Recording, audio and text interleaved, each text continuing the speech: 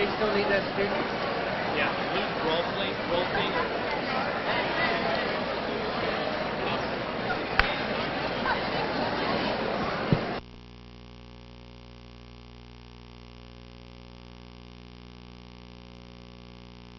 Attention students, we have a student speaker, Luke Rolfing. If you can report to the podium before we get started. Luke, come on down to the podium.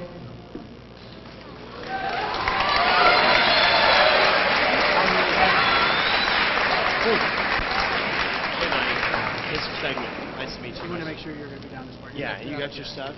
Yeah, why don't you sit with our other speakers back here in the back, okay? Awesome.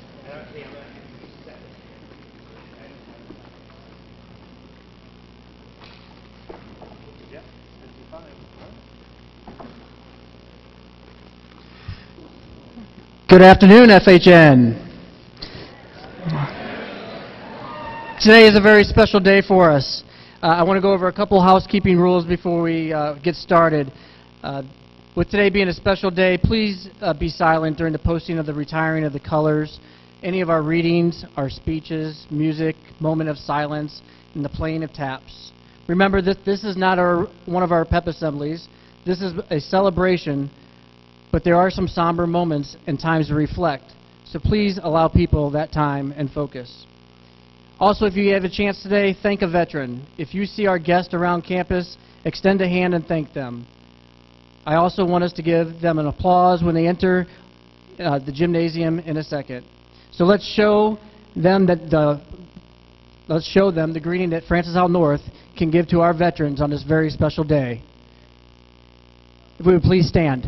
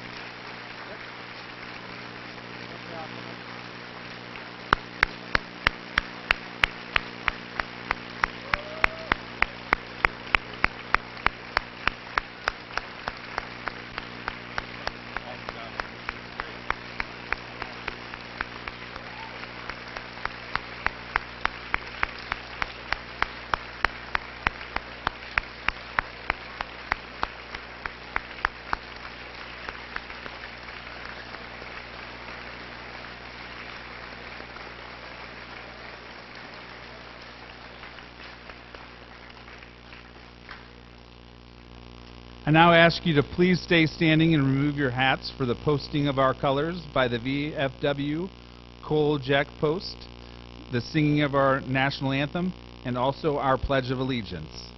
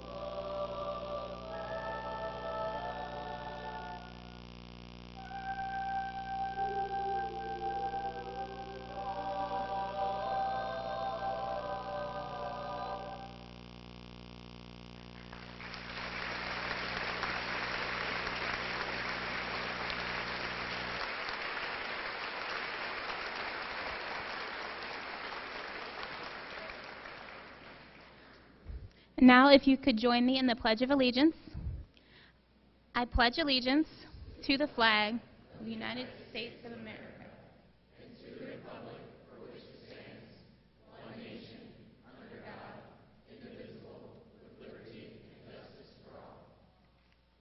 You may be seated.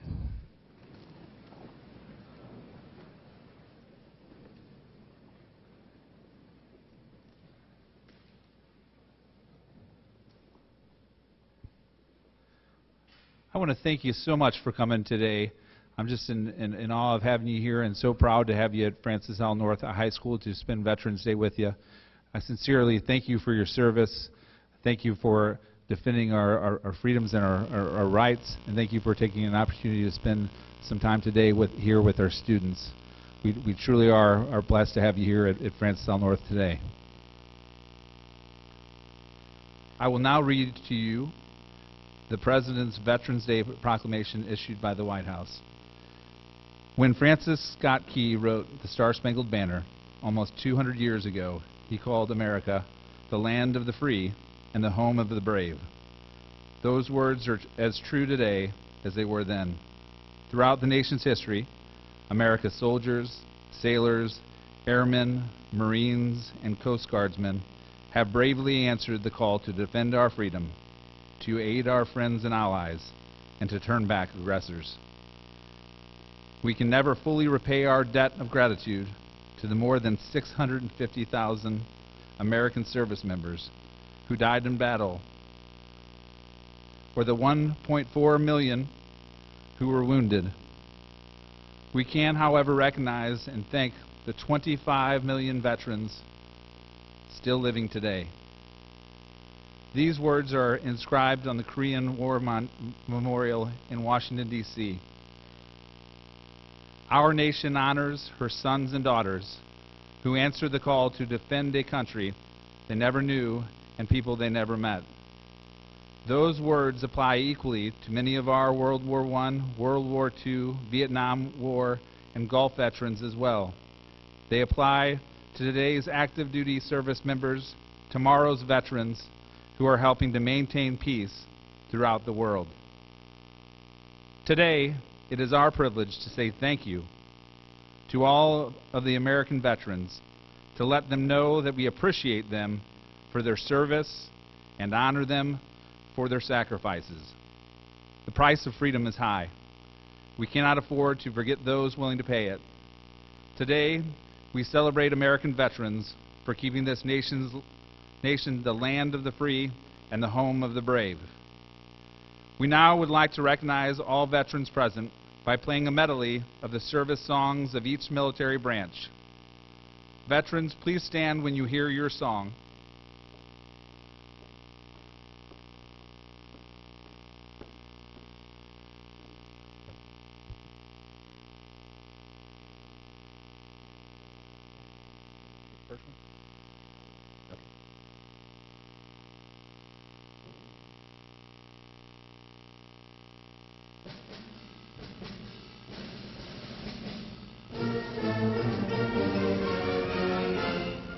The United States Army.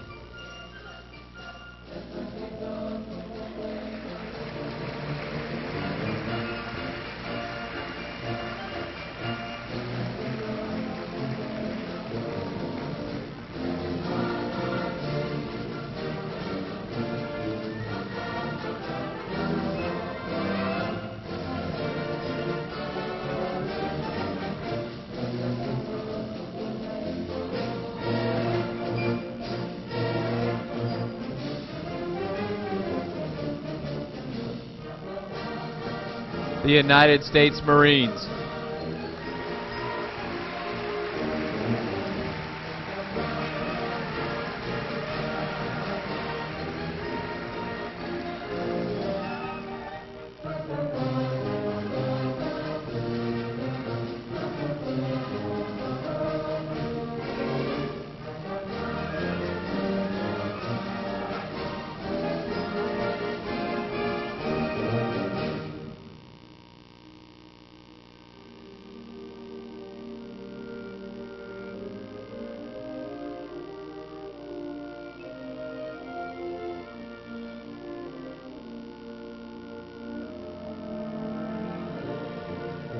The United States Navy.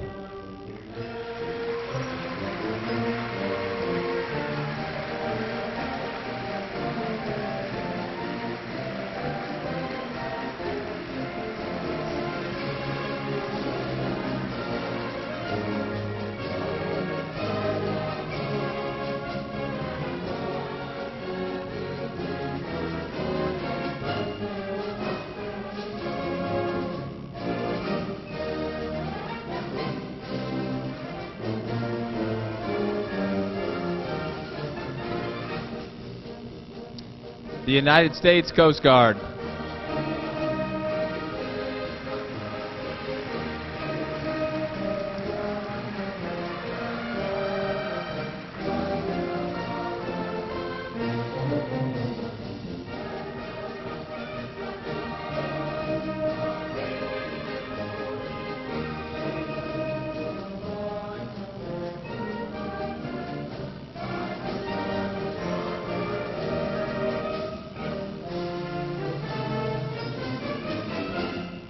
The United States Air Force.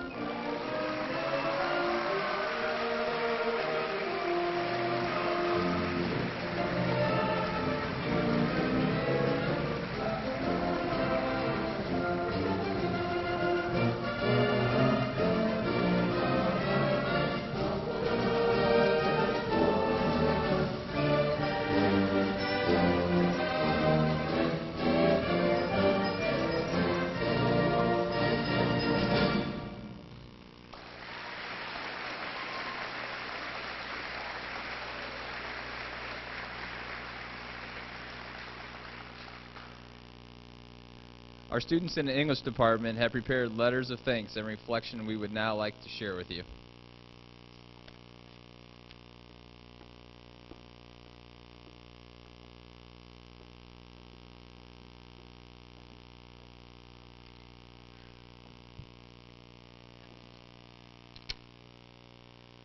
Dear veterans, thank you for your loyal service to our country. Thank you for dedicating your courage towards defending what you believe in, something that only a select few have the strength to do. Thank you for sacrificing the lives you may have had, instead choosing to defend those who cannot or even don't want to fend for themselves. Though I may not know you, I know that in every uniform there is a life who deserves more gratitude than any one action can express. And though you may not know me, I hope you know how much respect I hold for you. Not just for what you do or have done, but for what you stood and continue to stand for. Each person standing here in the crowd, everyone watching this online, and all the people in this country have something dear to them, whether that be friends, family, freedom, opportunity, or life itself. Everyone has something big in their life that they owe to your service. So thank you. You're awesome.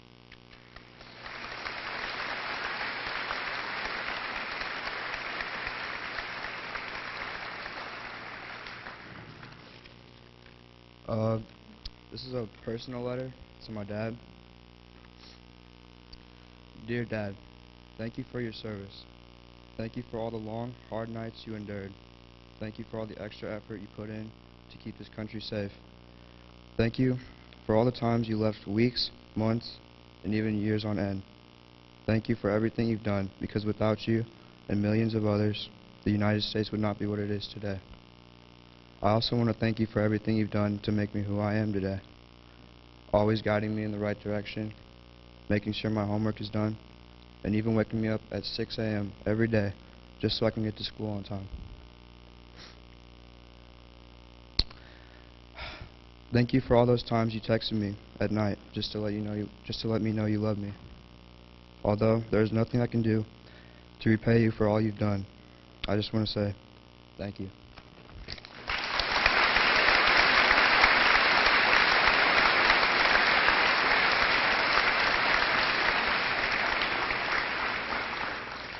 Good afternoon. My name is Dawn Jones, and I'm a teacher at FHN and a proud daughter of a Vietnam vet. Hi, Dad. He's here. Last week, my students discussed unsung heroes. They discussed attributes like bravery, selflessness, and courage. They spoke of people who run toward carnage and devastation instead of away from it. And they mentioned you. They felt that the brave men and women who leave their loved ones, take up arms, and serve our country are our heroes.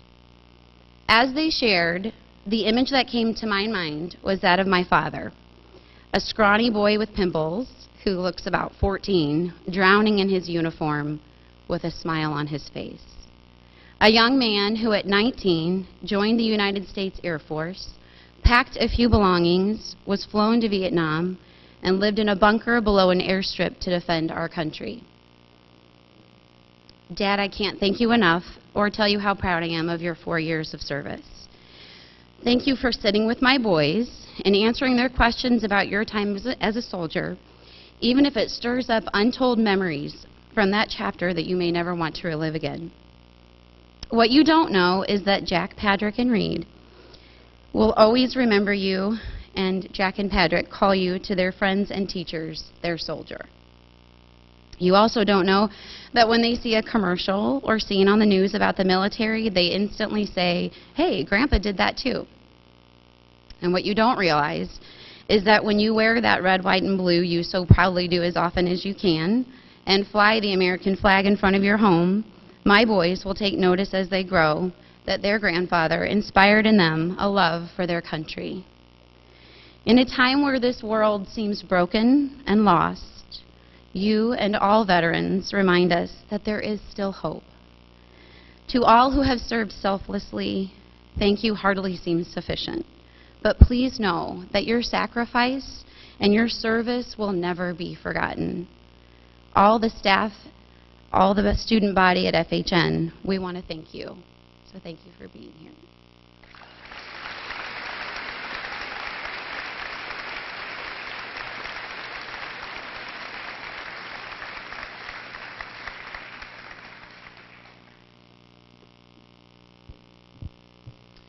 I would now like to introduce my esteemed colleague, Mrs. Jennifer Crane, and the Knightsound to share their featured piece, Homeland, by Gustav Holst, arranged by Randall Z. Stroop.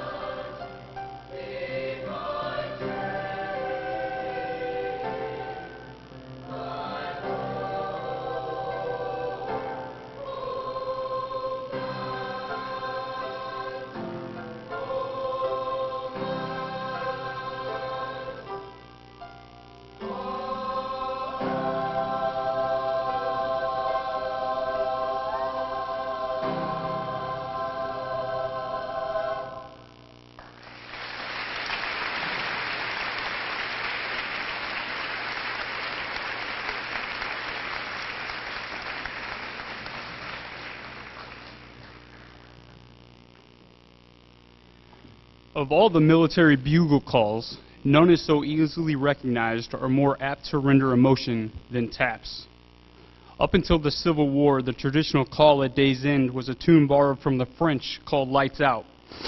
In July of 1862, in the aftermath of the bloody 7 Days Battle, hard on the loss of 600 men wounded and wounded himself, Union General Daniel Adams Butterfield called the brigade bugler to his tent.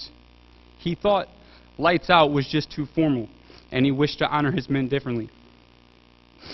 Oliver Wilcox Norton, the bugler, tells the story like this. Showing me some notes on his staff written in pencil on the back of an envelope, he asked me to sound them out on my bugle. I did this several times, playing the music as written.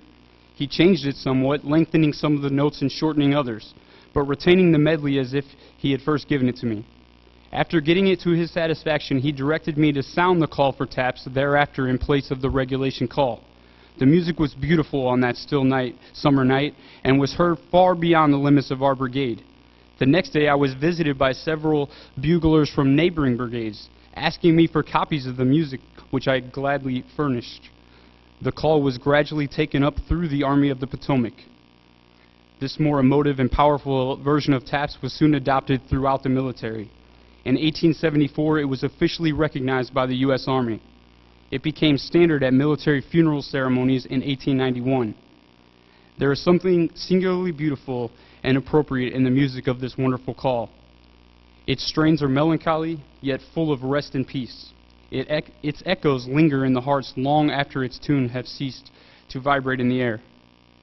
At this time, I would ask all of us to please rise for a moment of silence and the playing of taps.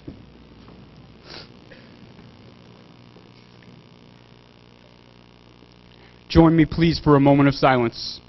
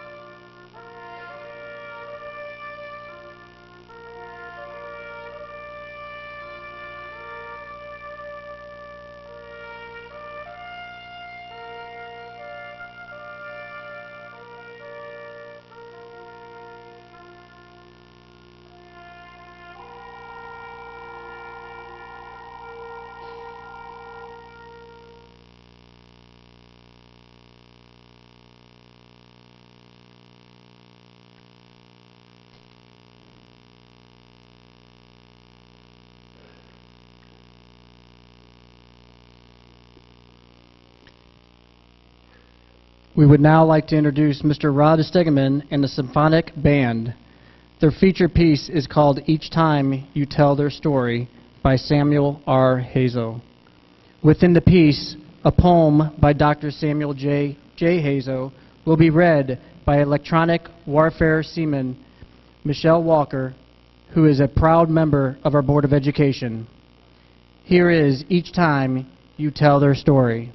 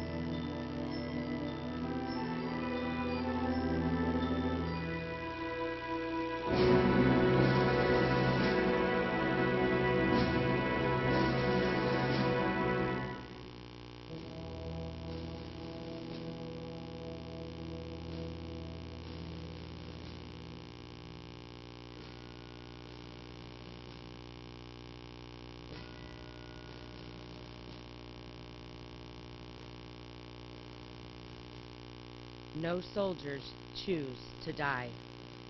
It's what they risk by being who they are and where they are. It's what they dare while saving someone else's life means suddenly as much as them to theirs. To honor them, why speak of duty or the will of governments? They first think of love each time you tell their story.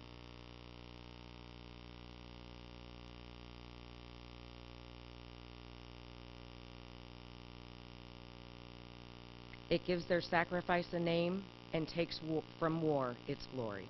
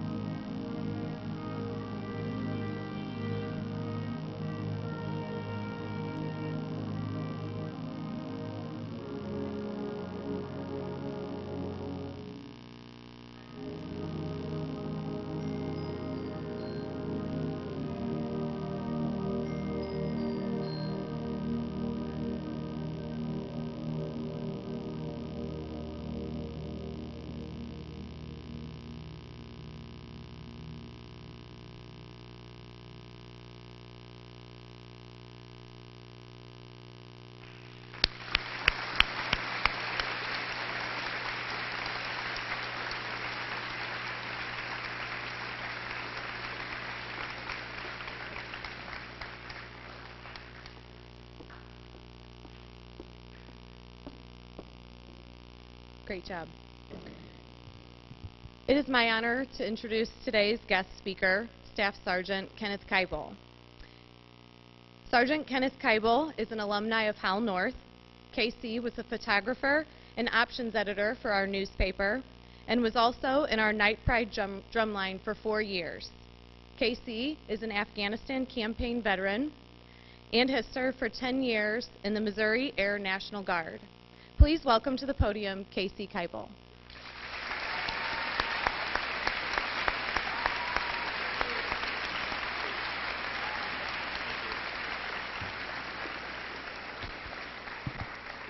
How's everybody doing? Pretty good? I'm incredibly humbled today to be here speaking at my alma mater. I can't believe it was like 10 years ago that I actually walked these halls, you know, especially as a newspaper staff. Let me hear a shout out for those people. Yeah, all right.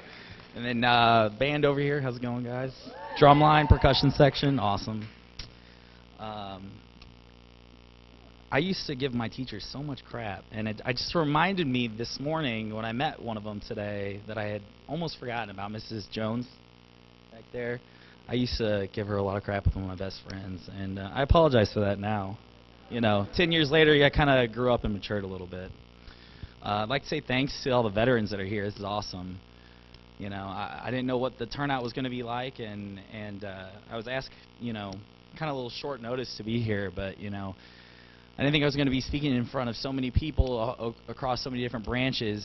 There's plenty of you out there, I'm sure, is much more, you know, honorable to speak than I am, but I definitely am very humbled. One of my best friends from high school is here. He's we kind of stomped these halls together. We joined the military together, and we're still friends 10 years later. He's here, John Yeager. And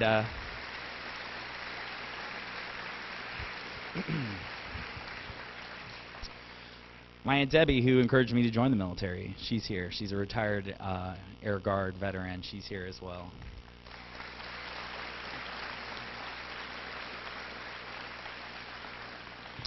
Also, my mother, Jo Gardner, she's always supported me, and she's here too.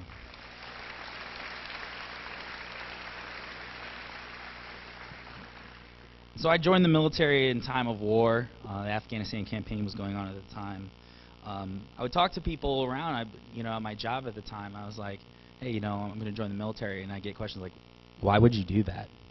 And I was like, I don't know, to serve my country. And, you know, they said, aren't you afraid of dying? And I was like, well, I mean, that's kind of the whole point, you know, serve my country and give back, you know, in times of need. And at times of need. And so all I could ask for was I was doing something I cared about, and my friends, you know, I asked for their support. I knew I was meant for something bigger, but I wasn't quite sure what it was, because just like any other high school senior out there, I didn't know what I wanted to do. You know, I did music, I did journalism, and nothing really sat with me. And so, you know, I went to my freshman year of college.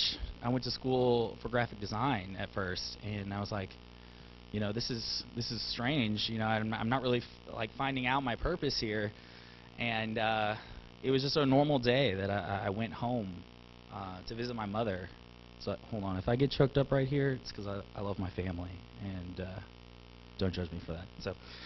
So I went home to visit my mother, and I knew something was different about her. She had to sit me down, and she asked me. She said, you know, I know you've been through a year of school already, but I can't afford to pay for your college anymore.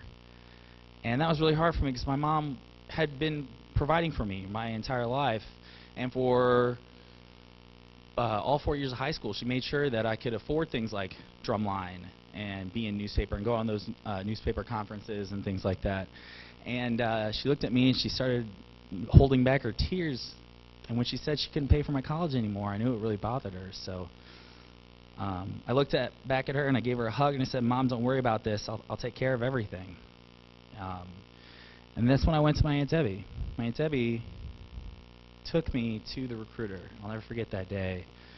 And you know, I'd always looked up to my Aunt Debbie. She was in the military. You know, I wanted to be just like her when I was a kid. And little did I know that I was going to be. You know, 10 years later, here I am. But she took me to the recruiter because I told her, you know, I thought about maybe joining the Marines or the Army. And she said, no, don't do that. Nothing against any other branches out here. But, you know, we're Air Force family. We kind of stick together. So I went to the Air Force recruiter, and I went, and I ended up becoming an aircraft maintainer. So working on airplanes was kind of what I did. I went through basic training, and I tech school. And after all that was said and done, I spent 2 years, and I got the call, hey, you're going to go on your first deployment. I was like, sweet, this is kind of what I've been preparing for. So I went to Guam, which is almost like a tropical island. It was pretty laid back. We flew missions out of Guam to Afghanistan and back. And so as an aircraft maintainer, all I had to do was fix airplanes when they came back. Otherwise, everything else was my own time. I could kind of do what I wanted. I returned home from there, and I wasn't home for maybe about 2 weeks. And I found out I got that call, and I remember that call just like I remember the one previously. Hey, you're going to Afghanistan. I was like, okay, this is a little scarier now. So I remember showing up that first week, and I had to start drilling with a different guard unit at the time.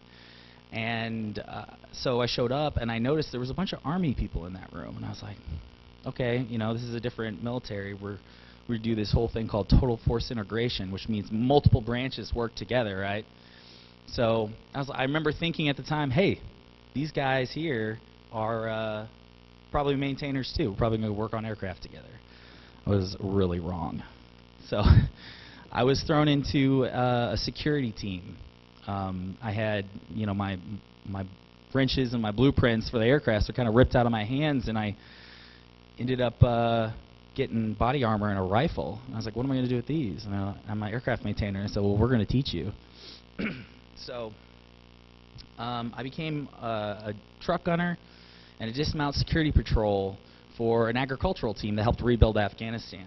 And that was probably the culmination of my military career. I did 180 ground assault convoys and countless nights on tower guard duty over in Jalalabad, Nangarhar province in Afghanistan. You know, it was 14 months. I came home and definitely changed my life for the better, because I kind of, you know, figured out that my purpose was to help others, and I ended up going to school to be an EMT, and I work for the St. Louis City Fire Department now. So a lot of people, you may not know about the National Guard out here. It's a part-time service. It's 1 week in a month, 2 weeks out of the year, and some deployments that I wasn't sure I was ready for at the time. But here I am 10 years later, still serving, and I love every minute of it. It can be stressful at times, but it's a lot of fun. Right now, I'm not an aircraft maintainer anymore. I'm a trauma surgical tech for the deployment package in my Guard's medical unit. I was able to find what I needed to do in life, and that's to help others. You know, like I said, you know, work for the St. Louis City Fire Department. I spend every day that I work trying to save people, and it brings me a lot of joy. I love my job. It also makes me really humbled to be able to do the things that I do, both in the military and in the civilian world. And I think that I have the military to thank for that. I'd like to speak to all the seniors that are out there right now. You may not know what you want to do yet, just like me, but if you can't join the military, if you want to, don't let that discourage you, because if you take anything from my speech today, I want you to know that you should try to better yourself every single day, find a purpose, and follow your dream, because you don't need the military to teach you that. Some people do, like me, but also I'm just going to throw in there that my Guard unit's hiring right now. So if you're not sure how you're going to pay for college, 131st Bomb Wing out in Warrensburg, Missouri. So, but again, I'm so humbled to be here and speak in front of you guys. I can't believe I'm back here. This is amazing. So, thank you. And the letters to all the veterans, I grabbed a stack of them. I've read a couple, and they're awesome, and we love it. We really appreciate it. I hope everybody has a really good day, and thank you for letting me come here and speak.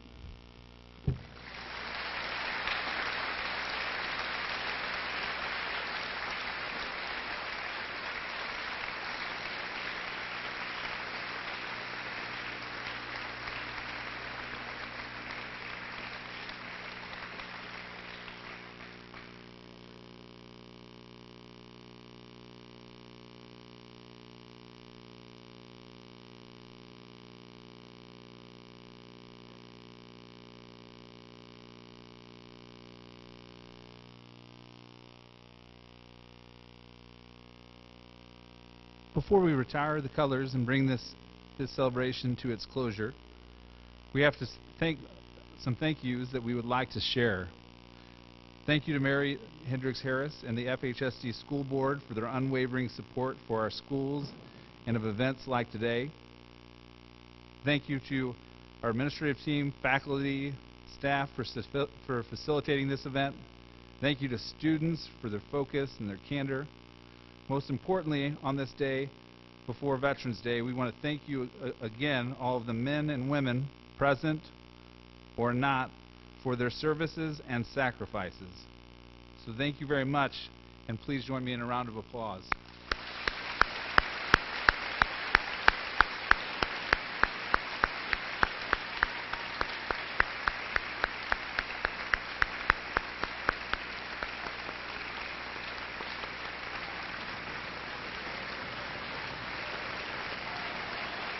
Please rise. Please rise for the retiring of our nation's colors.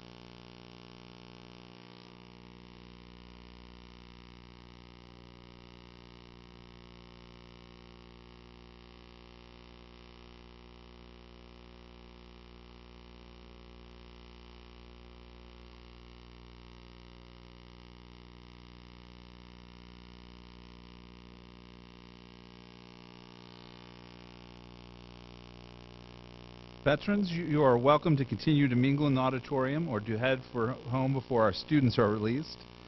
We want to thank you again for coming. We appreciate everything that you have done, appreciate your service. Thank you so much for honoring us by joining us here today. Have a wonderful evening. Thank you so much.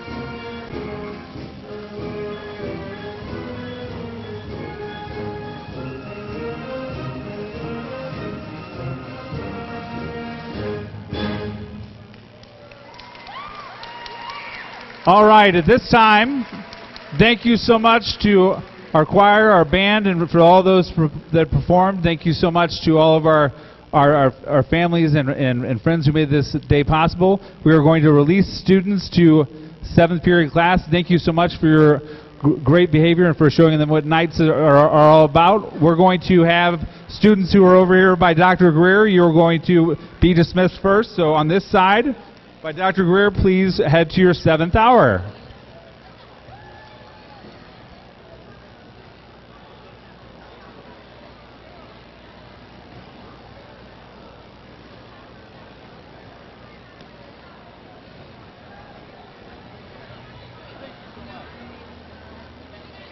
Not the best day, but thank you so much. Thank you very much for the support, and thanks for all you guys did with this. Amazing.